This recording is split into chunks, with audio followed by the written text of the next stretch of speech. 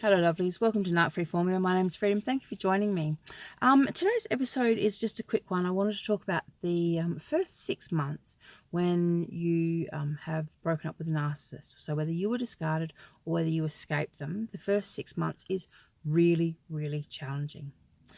Before I start though, can I just remind you quickly to subscribe to my channel, hit the bell notification so you don't miss any upcoming episodes. And if you like the video, obviously hit the thumbs up. And also, if you've got anything to say, leave it in the comments. All right, darlings, listen, the first 6 months is challenging. Here are some of the kind of thoughts that you'll go through. Right, so when you first have the breakup, you'll literally be thinking, what the fuck just happened? Like, what did I just go through? Like, what was that? Because, you know, nothing is ever easy with a narcissist. No breakup is ever cleanly done. There's always confusion. They either bring someone else in, they make it messy, or, you know, it's just always challenging. It's never, ever easy, never adult. You know, their behaviours, you know, they're maladapted. They're sick individuals. So breaking up with them is never easy. So after you go through the what the fuck stage, you go, you know, maybe you'll be researching something and you'll come across narcissism. And then you have this light bulb moment of, oh my God, that sounds exactly like what I'm living through. That sounds exactly like my partner or ex-partner, right? And you get this kind of elation like, wow, I've finally figured it out. Surely not, though. Surely not. You kind of go backwards and forwards. Could he be? Maybe. Yes, no, backwards and forwards, right? It's a bit of a light bulb moment followed by a, I'm not sure, backwards and forwards. The more you read, the more you realise that, yes, actually, yes, it is. He is a narcissist or a psychopath or sociopath. So you have this moment of clarity. So, yes, you finally realise what's going on. The next stage you go through is the, well, now that I've got a diagnosis, maybe I can find an antidote or a solution to the problem. You know, because part of us always, you know, wants to kind of sort things out with them. Most of us, at least. You know, because we love them and we don't know we have no idea what we've been dealing with this whole time. So you want to sort things out with them. So you get excited because, yay, you've got a diagnosis. So maybe there's a cure. You do some more research and you find that there isn't actually a cure, that they don't think there's anything wrong with them, so there's nothing that you can do. This kind of takes you from being up and elated back down to being depressed and miserable about the general outcome. So then we go through the next stage of the bargaining, you know, and the questioning. You know, why did this happen to me? You know, will he change? What can I do? How can I fix it? Why did he choose her? Is it over for good? You know, you go through all these kind of questions and doubts, and there's lots of them. You know, what about the children? What's our future going to look like? How's this all going to work? And this is a really confusing stage. You know, this is in the first couple of months. This is always really, really confusing because you're starting to figure out that everything you thought you knew about him is actually incorrect. And you go through this huge cognitive dissonance stage where your entire reality becomes a new alternate reality where the love of your life is now a sociopath or a psychopath or a narcissist. And you have, as I said, all these kind of questions and, you know, you're just trying to figure it out. And it's big. This stuff's big.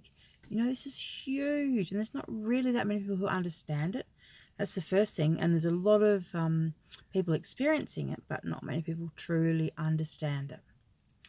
So you've got questions and you're going to go through a lot of discovery. And that's all good. Like, don't get me wrong, it's all good. But then you get to the stage where you realize that even though you know all of this stuff, that you still feel love for them.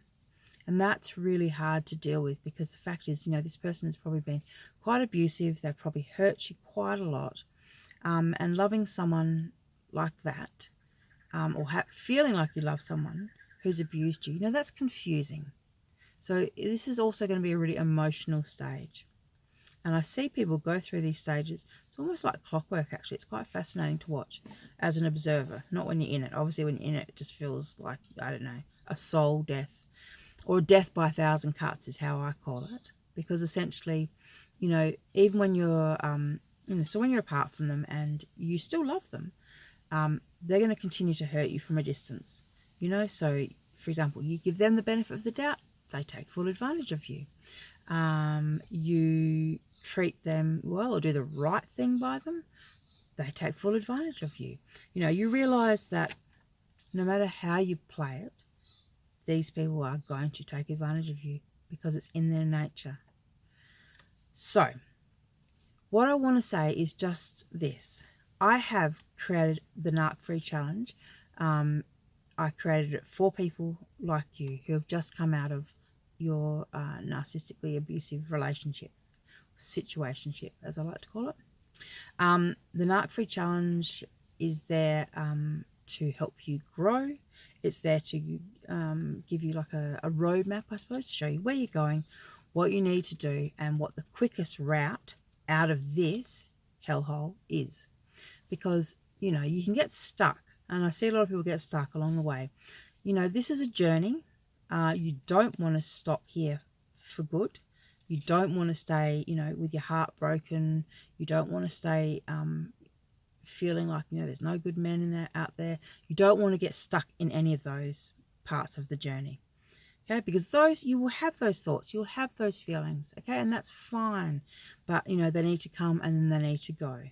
You need to keep going through the journey. So I created the Narc Free Challenge to help people get themselves through the different stages that they need to get through to heal from this experience, but also to be able to identify and to know what's going on with themselves and to make sure that it never happens again. So how to identify a narcissist in the future when you know, when you're going out dating, because I can think of nothing worse than having this happen again.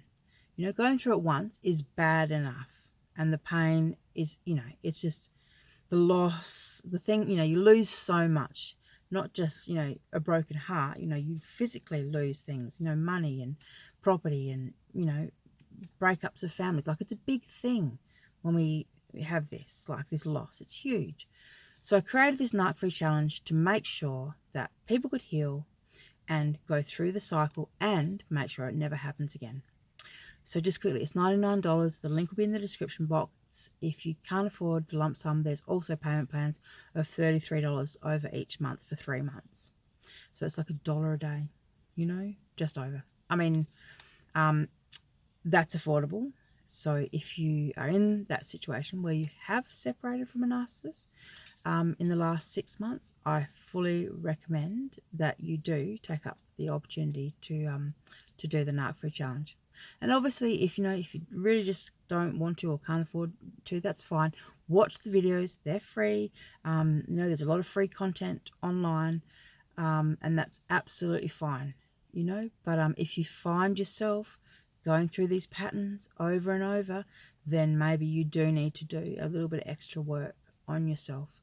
I personally think it's important to invest in ourselves and in our own growth. All right, darlings, thank you so much for watching. Good luck to you all. It's not easy, but you know what? It does get easier. And life is beautiful. Narc-free life is beautiful. All right, bye-bye, darlings. Thanks for watching.